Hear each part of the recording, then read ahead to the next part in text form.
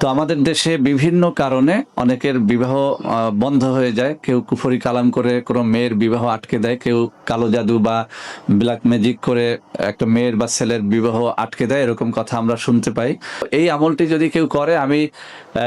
কেমন করে বলবো, আমি চোখে দেখেছি। আমার এই আমল যাদেরকে করতে বলেছি, এরকম অনেক মানুষ সাক্ষী দিয়েছেন যে এই আমল করার পরে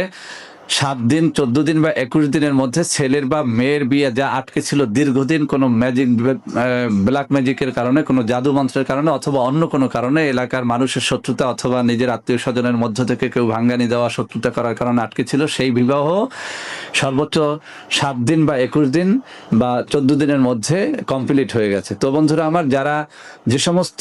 যুবক যুবতী এরকম রয়েছেন যে তাদের কোনোভাবেই বিবাহ হচ্ছে না, বিভিন্ন জাদুকরের কাছে গিয়ে তারা হাজার হাজার টাকা খরচ করতেছেন, বিভিন্ন ওঝা বৌদ্ধ কবিরাজের কাছে গিয়ে প্রতারিত হচ্ছেন, আমি তাদেরকে বলবো, যদি কোনো ন্যাক কাজের নিয়তে, সেটা যত জটিল কাজ হোক না কেন, যদি কেউ মঞ্জিল ভিত্তিক কোরআন খতম করে, অর্থাৎ শুরুটা শুরু করবে এবং 1 মঞ্জিলে শেষ করবে, এভাবে করে 7 দিনে 7 মঞ্জিল শেষ করবে, এভাবে 1 খতম কোরআন শরীফ শেষ করবে, তো তার সেই ন্যাক আশা পূর্ণ হবে। তো বিবাহের ক্ষেত্রে এর একটা ভিন্ন নিয়ম রয়েছে, সেটা হচ্ছে এই কোরআন মঞ্জিল ভিত্তিক যে আপনি খতম করবেন বিবাহের উদ্দেশ্যে, সেটা হচ্ছে আপনি শুক্রবারে, যে কোনো একটা শুক্রবারে আপনি কোরআন তেলাওয়াত শুরু করবেন এবং 1 মঞ্জিল শেষ করবেন শুক্রবারে,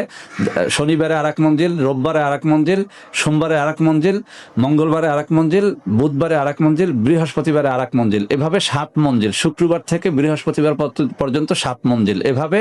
আপনি কোরআন খতম করবেন এই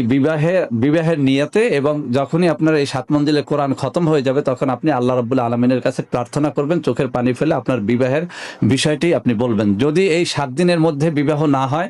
আবার আপনি শুরু করবেন শুক্রবারে 1ম মঞ্জিল, শনিবারে 2য়, এভাবে করে করে বৃহস্পতিবার পর্যন্ত 7ম মঞ্জিলে আবার শেষ করবেন। সর্বোচ্চ 3 খতম কোরআন শরীফ যদি কেউ মঞ্জিল ভিত্তিক এবং শুক্রবারে শুরু করে বৃহস্পতিবারে শেষ করতে পারে, এই 3 খতম কোরআন শরীফ তেলাওয়াত শেষ করতে না করতে আল্লাহর পক্ষ থেকে কুদরতি পদ্ধতিতে, আসমানি পদ্ধতিতে এই ছেলে বা মেয়ের বিবাহ হতে বাধ্য বাধ্য বাধ্য।